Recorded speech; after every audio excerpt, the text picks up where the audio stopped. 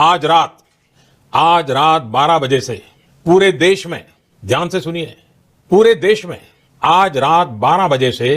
दोस्तों, मैं आपसे एक सीधा सा सवाल पूछता हूं, क्या आपने अपनी तैयारियां पूरी कर ली है? क्योंकि आज की रात कोई साधारण रात नहीं है। आज रात 12 बजे से देश में ऐसे बदलाव लागू होने वाले हैं जिनका असर सीधे आपकी जेब, आपके घर, आपके इलाज, आपकी रोजमर्रा की जिंदगी और आने वाले महीनों पर पड़ने वाला है। इसलिए एक भी लाइन मिस मत कीजिए, क्योंकि जो लोग आज ध्यान नहीं देंगे वही लोग कल अफसोस करते नजर आएंगे। सरकार ने साफ कर दिया है कि आज रात से कुछ पुरानी व्यवस्थाएं बंद होंगी और उनके साथ ही नए नियम लागू होंगे। कुल मिलाकर पूरे देश में लगभग 10 नए नियम एक साथ सक्रिय हो रहे हैं और इनमें से ज्यादातर नियम नेशनल लेवल पर हैं। यानी यह किसी एक राज्य की बात नहीं है, बल्कि हर नागरिक इससे प्रभावित होगा। सबसे पहले बात करते हैं ई श्रम कार्ड की, क्योंकि यही वह योजना है जिसने इस वक्त सबसे ज्यादा हलचल मचा रखी है। सरकार ने सिर्फ घोषणा नहीं की, बल्कि पैसा ट्रांसफर भी शुरू कर दिया है और कई लोगों के खाते में 6,500 रुपए सीधे पहुंच चुके हैं। लेकिन साथ ही सरकार ने यह भी साफ कर दिया है कि जिन लोगों के खाते में पैसा नहीं आया है उनके लिए एक अलग सूची जारी की गई है। और यह सूची सिर्फ नाम नहीं बताती, बल्कि यह भी बताती है कि पैसा क्यों अटका। कहीं आधार लिंक नहीं है, कहीं बैंक सीडिंग में गड़बड़ी है, कहीं केवाईसी अधूरी है, कहीं उम्र में अंतर है। इसलिए अगर आपने अब तक यह मान लिया कि पैसा अपने आप आ जाएगा, तो यह आपकी सबसे बड़ी गलती हो सकती है, क्योंकि जिन लोगों का नाम उस सूची में है और वे समय पर सुधार नहीं कराएंगे, वे इस लाभ से बाहर भी हो सकते हैं। और यही नहीं, ई श्रम कार्ड धारकों के लिए एक और बड़ा फैसला सामने आया है। 18 वर्ष से 40 वर्ष की उम्र के श्रमिकों को हर महीने 3,000 रुपए का अतिरिक्त लाभ देने की घोषणा की गई है। यानी यह सिर्फ एक बार का पैसा नहीं, बल्कि नियमित सहारा बनने वाला है। लेकिन यह लाभ उन्हीं को मिलेगा जिनका डाटा पूरी तरह सही है। अब जरा आवास की तरफ चलते हैं, क्योंकि झुग्गी, टीन, छप्पर और कच्चे घरों में रहने वाले लाखों परिवारों के लिए यह खबर किसी राहत से कम नहीं है। पहले जहां 4 लाख रुपए तक की सहायता मिलती थी, अब उसे बढ़ाकर 5 लाख रुपए कर दिया गया है। और खास बात यह है कि अगर आपके पास जमीन है लेकिन पक्का घर नहीं है, तब भी आप इस सहायता के पात्र माने जाएंगे। लेकिन यहाँ एक ट्विस्ट है, सरकार ने यह भी साफ किया है कि अब आवास योजना का प्रोसेस बदला जाएगा। यानी पुराने तरीके से फॉर्म भरने वालों को दिक्कत आ सकती है। नए सत्यापन,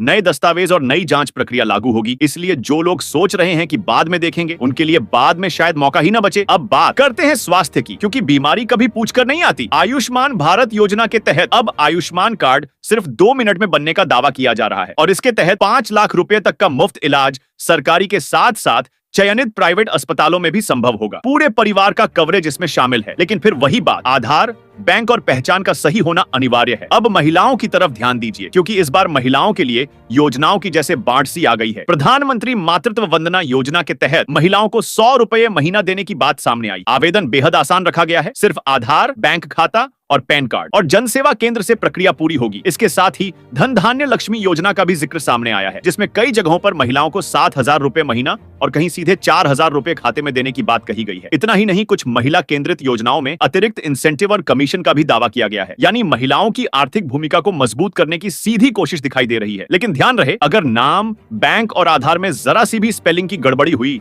तो पैसा रुक सकता है। अब किसानों की बात करें तो किसान भाइयों के लिए भी बड़ी राहत की खबरें। कई राज्यों में 3 लाख रुपए तक की कर्ज माफी की प्रक्रिया शुरू होने की जानकारी सामने आई है और इसके लिए टोल फ्री नंबर भी जारी किया गया है, ताकि किसान सीधे जानकारी ले सकें। पीएम किसान सम्मान निधि में भी बड़ा बदलाव बताया जा रहा है। पहले जहां 6,000 रुपए सालाना मिलते थे, अब उसे बढ़ाकर 12,000 रुपए सालाना करने का फैसला सामने आया है। यानी किसानों को दोगुनी मदद, साथ ही बीज और खाद के लिए 10,000 रुपए महीना तक की सहायता और 3 नई कृषि योजनाओं का जिक्र भी किया गया है। यहां तक कि फ्री ट्रैक्टर या भारी सब्सिडी वाली योजना की भी चर्चा हो रही है। लेकिन इन सब का लाभ उन्हीं किसानों को मिलेगा जिनका रजिस्ट्रेशन, बैंक खाता और मोबाइल नंबर सही है। अब आते हैं राशन कार्ड पर, क्योंकि यह सीधे गरीब परिवारों की रसोई से जुड़ा मुद्दा है। सरकार ने साफ किया है कि जिन राशन कार्ड धारकों ने ई-केवाईसी नहीं कराई है, उनके कार्ड रद्द किए जा सकते हैं और जो कार्ड एक्टिव रहेंगे उन्हीं को 1,000 रुपए का नकद लाभ मिलेगा। यानी अगर आपने अब तक ई-केवाईसी नहीं कराई तो आप दोहरे नुकसान में जा सकते हैं। न राशन मिलेगा, न नकद सहायता। अब बिजली बिल की तरफ ध्यान दीजिए, क्योंकि यह खबर सुनकर कई घरों ने राहत की सांस ली है। 2 साल से बिजली बिल बकाया रखने वाले परिवारों को भी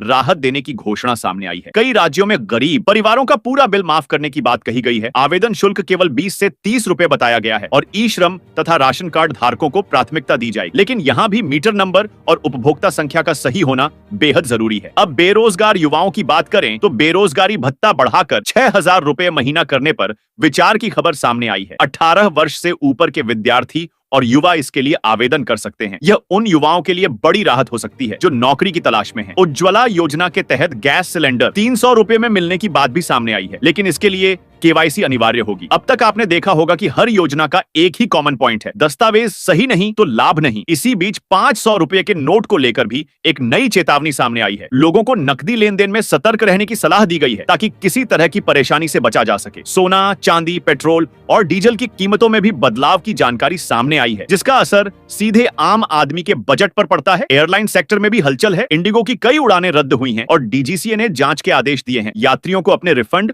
और अधिकारों को लेकर सतर्क रहने को कहा गया है। उत्तर प्रदेश में सुरक्षा को लेकर अलर्ट जारी किया गया है। किराए पर कमरा या मकान देने से पहले पहचान जांच अनिवार्य की गई है। आयुष्मान कार्ड और शौचालय योजना जैसी योजनाओं को तेजी से लागू करने के निर्देश दिए गए हैं। शौचालय योजना के तहत 12,000 रुपए डीबीटी से देने की बात सामने आई है और ऑनलाइन आवेदन भी खुले हैं। कुल मिलाकर यह साफ है कि आज रात से लागू होने वाले ये बदलाव किसी एक वर्ग तक सीमित नहीं है। मजदूर, महिला, किसान, छात्र, युवा, गरीब परिवार, हर कोई इससे जुड़ा है और जो लोग आज सजग रहेंगे वही कल इन योजनाओं का पूरा फायदा उठा पाएंगे, क्योंकि यह सिर्फ शुरुआत है। अभी जो आपने सुना वह एक तस्वीर का आधा हिस्सा है। असली कहानी, असली सख्ती और असली नियमों की परतें अब खुलनी शुरू होंगी। और अब जरा ध्यान से सुनिए, क्योंकि अब हम उस हिस्से में प्रवेश कर रहे हैं जहां ज्यादातर लोग चूक जाते हैं और बाद में कहते हैं कि हमें किसी ने बताया नहीं। सरकार ने साफ संकेत दे दिया है कि आने वाले समय में लाभ पाने का तरीका सिर्फ योजना जानना नहीं, बल्कि सिस्टम के मुताबिक खुद को अपडेट रखना होगा। यानी अब सवाल यह नहीं है कि योजना है या नहीं, असली सवाल यह है कि क्या आप उस योजना के सिस्टम में फिट बैठते हैं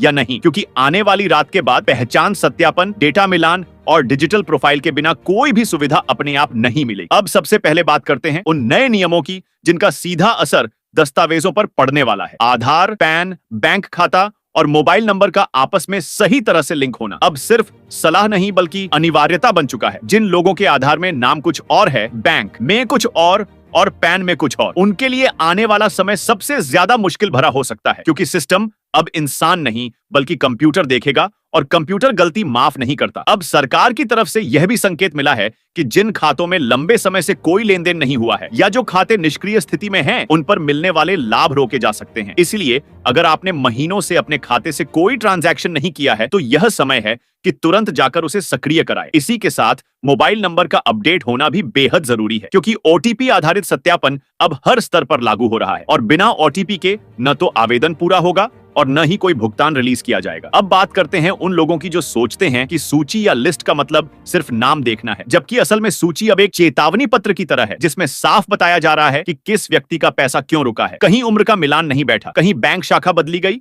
लेकिन अपडेट नहीं हुआ, कहीं आधार डीसीड हो गया। इसीलिए अगर कोई व्यक्ति सिर्फ यह कहकर बैठा है कि पैसा नहीं आया तो सरकार खुद जिम्मेदारी नहीं लेगी, जिम्मेदारी अब लाभार्थी की होगी। अब आगे बढ़ते हैं शहरी, गरीब और झुग्गी बस्तियों की तरफ, क्योंकि आने वाले समय में शहरी इलाकों में भी सत्यापन तेज होने वाला है। नगर निगम और स्थानीय निकायों को निर्देश दिए गए हैं कि वे घर घर जाकर डेटा का मिलान करें। यानी अगर आपने गलत जानकारी दी है तो उसे छिपाना मुश्किल होगा, और अगर सही जानकारी है लेकिन दस्तावेज अधूरे हैं तो भी समस्या खड़ी हो सकती है। इसलिए यह जरूरी है कि घर से जुड़े कागज, पहचान से जुड़े कागज और बैंक से जुड़े कागज एक ही व्यक्ति और एक ही पते से जुड़े हों। अब महिलाओं की योजनाओं से जुड़े एक अहम बदलाव की बात करते हैं। आने वाले समय में कई महिला योजनाओं को एक ही प्लेटफॉर्म से जोड़ने की तैयारी है, यानी अलग अलग जगह आवेदन करने की जरूरत नहीं होगी, लेकिन इसके बदले में जांच और सख्त होगी। मतलब अगर किसी महिला के दस्तावेज में उम्र या वैवाहिक स्थिति को लेकर विरोधाभास मिला तो लाभ अटक सकता है। इसलिए घर की महिलाओं को यह समझाना जरूरी है कि वे अपने कागज खुद भी चेक करें, सिर्फ भरोसे पर न छोड़ें। अब छात्रों और युवाओं की बात करें, क्योंकि शिक्षा और प्रशिक्षण से जुड़ी नई व्यवस्थाएं भी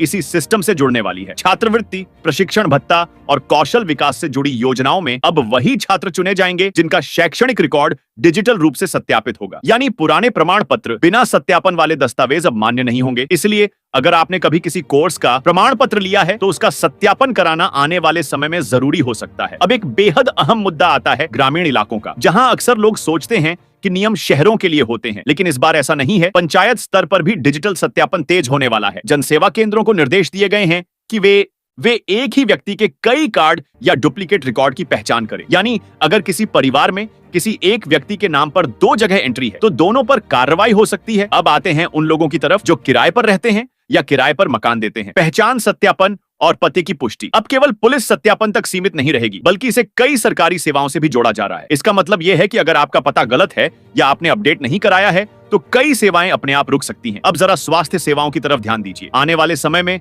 अस्पतालों में भी डिजिटल रिकॉर्ड का इस्तेमाल बढ़ने वाला है, यानी इलाज के समय आपका कार्ड, पहचान और परिवार का विवरण तुरंत सिस्टम में देखा जाएगा। गलत जानकारी देने पर इलाज में देरी हो सकती है, इसलिए यह बेहद जरूरी है कि परिवार के सभी सदस्यों की जानकारी एक दूसरे से मेल खाती हो। अब बात करते हैं उन लोगों की जो अक्सर कहते हैं कि बाद में कर लेंगे। सरकार ने साफ संकेत दिया है कि कई सुविधाओं के लिए सीमित समय की विंडो रखी जाएगी, यानी एक तय तारीख के बाद आवेदन बंद हो सकते हैं और फिर अगला मौका कब मिलेगा इसकी कोई गारंटी नहीं होगी। इसलिए यह सोचकर बैठना कि अभी समय है सबसे बड़ा जोखिम हो सकता है। अब जरा उस बदलाव की बात करते हैं जो सीधे आपकी रोजमर्रा की आदतों को प्रभावित करेगा। आने वाले समय में नकद लेन देन पर निगरानी बढ़ने वाली है। बड़े लेन देन में स्रोत और उपयोग का विवरण मांगा जा सकता है, इसलिए जिन लोगों का लेन देन पूरी तरह नकद पर चलता है उन्हें धीरे धीरे डिजिटल तरीके अपनाने की सलाह दी जा रही है। अब यात्रा करने वालों के लिए भी एक अहम संकेत है। टिकट, पहचान और भुगतान का आपस में मिलान सख्त हो रहा है, यानी बिना सही पहचान के यात्रा करना मुश्किल हो सकता है। अब जरा इस पूरे सिस्टम को एक लाइन में समझिए। सरकार का फोकस अब योजनाएं बढ़ाने से ज्यादा यह सुनिश्चित करने पर है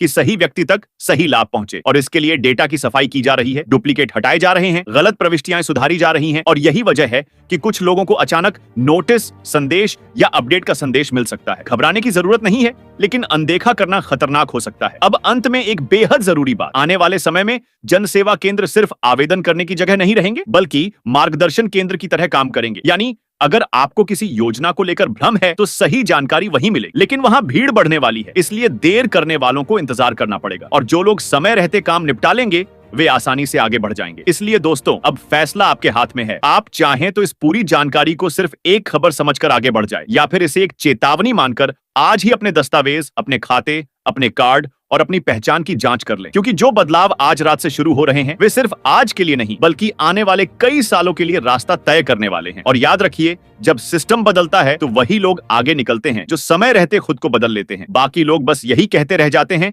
कि हमें किसी ने बताया नहीं।